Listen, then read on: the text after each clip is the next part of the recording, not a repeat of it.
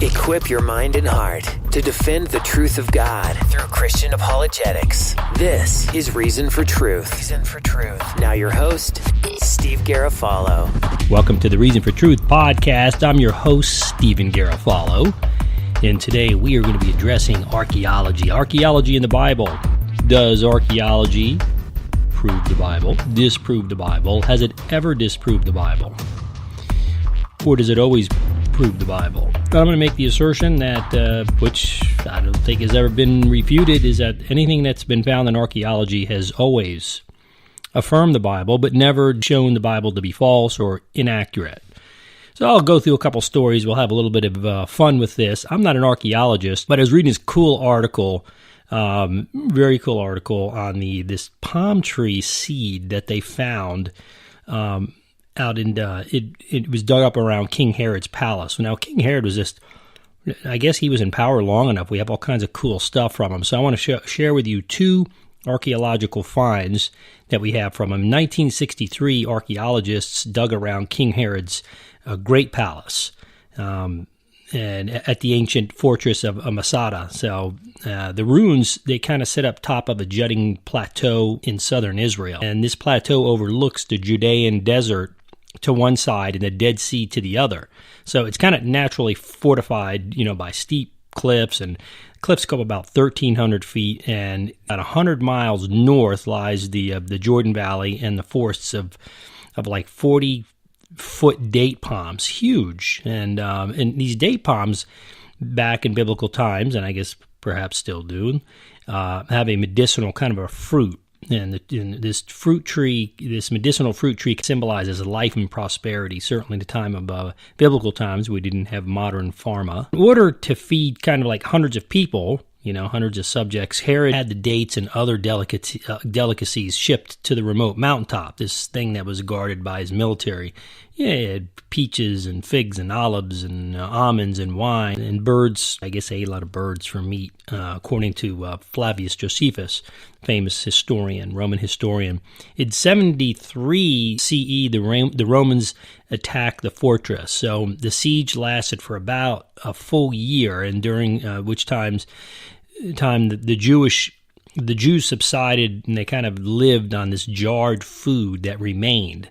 So it kind of held them off for quite a long time, and ultimately, kind of rather than surrender, they set fire to Herod's Citadel and committed mass suicide. Most of the buildings were left to decay, but we've been able to uncover a lot of them today. One of the few things we found there is a few tiny seeds in a jar in this little warm, dry climate. 2,000 years later, voila, here you go. Excavators discovered this jar buried deep in the hot kind of dry dirt, which is great for, sustaining something for long periods of time. And matter of fact, it was undisturbed. It was completely intact. And inside they found several date palm seeds. They took it back to the lab and they broke off little tiny chips of the seeds, shells, and they carbon dated, estimated it between their origins between 155 BC and 64 CE. So scientists preserved the seeds at Bar Ilan University in Tel Aviv. 40 years later, agricultural expert Dr. Elaine Saloui planted 3 of them. So one of the seeds actually sprouted, and the plant would be named Methuselah, after Noah's grandfather. What they were hoping for is that this tree would be a female tree so they can reproduce it. So what they did was, in order to get this tree to start with, by the way, she had to soak the seeds in hot water and to activate absorption after all, 2,000 years. And from there, she bathed them in nutrients and fertilizer made from seaweed. And she chose purposely the Jewish holiday, New Year for trees, which is 2005, which fell on January 25th as the day to plant. So after a few months, she noticed a crack in the soil, then a sprout. And she said, man, I just couldn't believe it. She told National Geographic a year later. They were hoping it was a female plant again because they wanted fruit. And so both the Bible, by the way, and the Quran praise the date palm.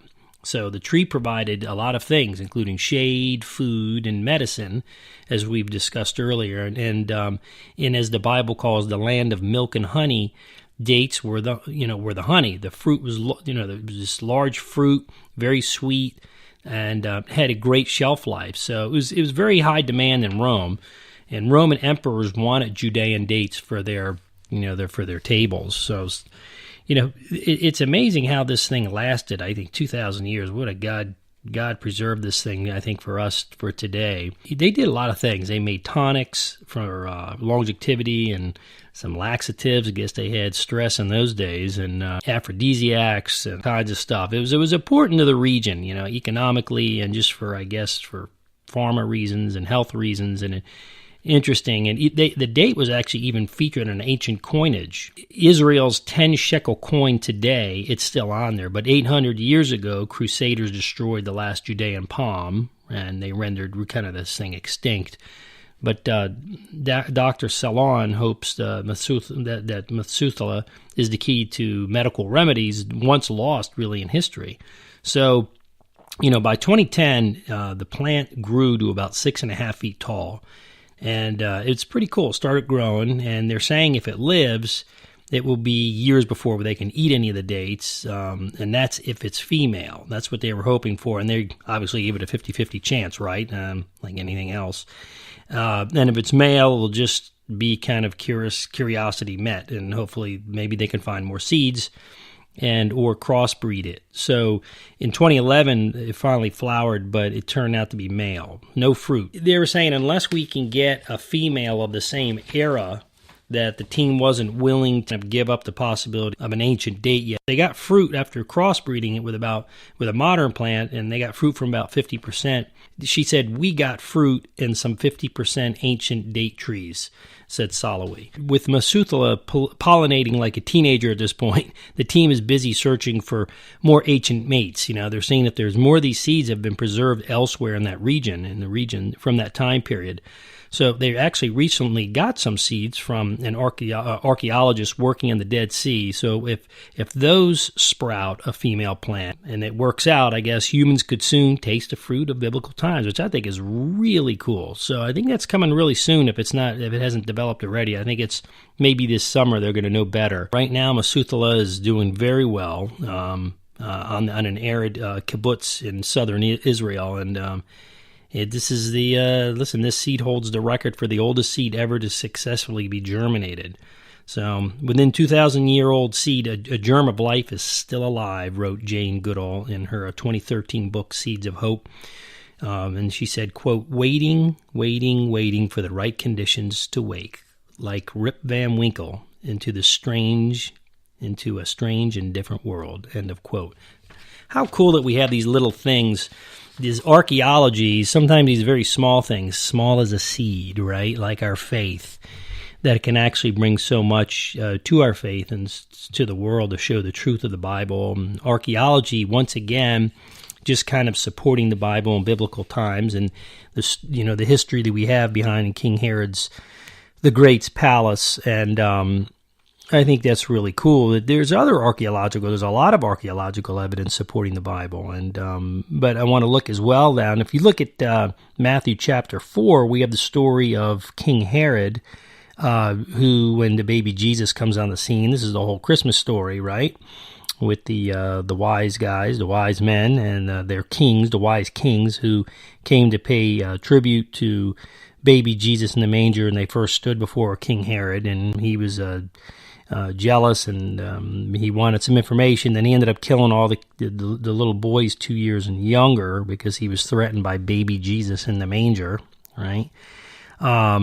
But let's look back at Matthew 2:1-2. And, again, after the birth of Jesus, Herod, who ruled Israel, and he was monarch there for 37 BC to 4 BC, and he put every baby boy 2 years and younger to death. Now, how sad. But he thankfully, obviously, God protected baby Jesus.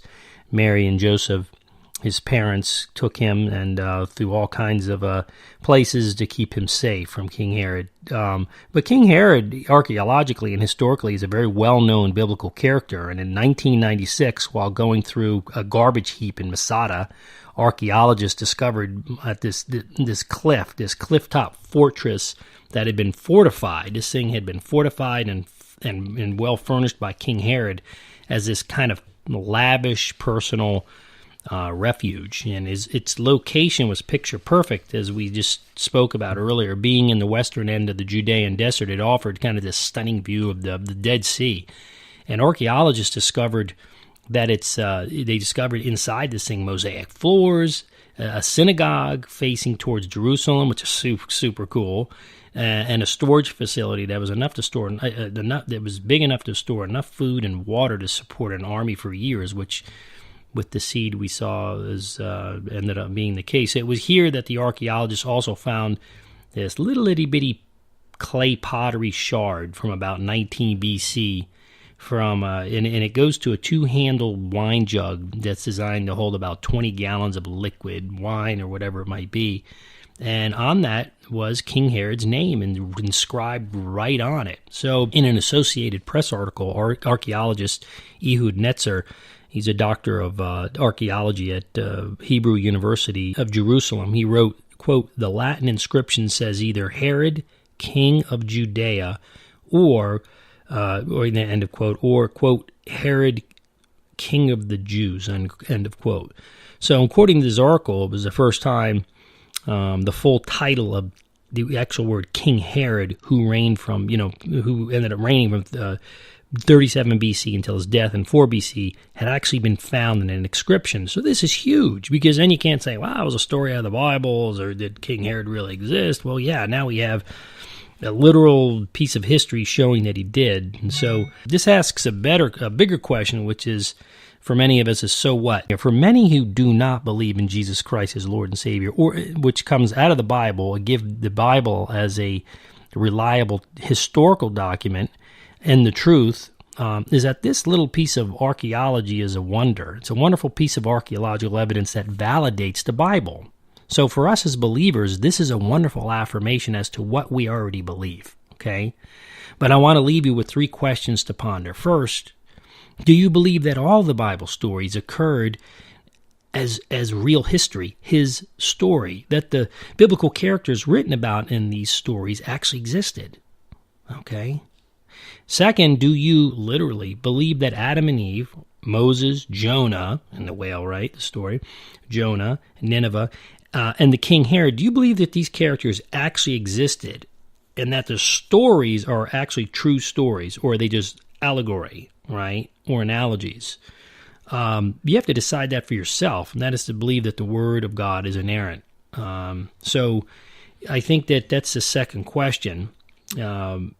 Lastly, can and will you take this clay shard, this piece of archaeological evidence today, as an incredible piece of evidence validating the Bible and the book of Matthew, which really, even in chapter 2, it talks about ushering in baby Jesus. So you have the king who was trying to kill Jesus. We have actually evidence that he exists. Are you going to take this piece of evidence and share your faith through this piece of archaeology with others who may not trust in Jesus Christ or even believe in God? And that's my 3 questions for you today. That's your reason for truth.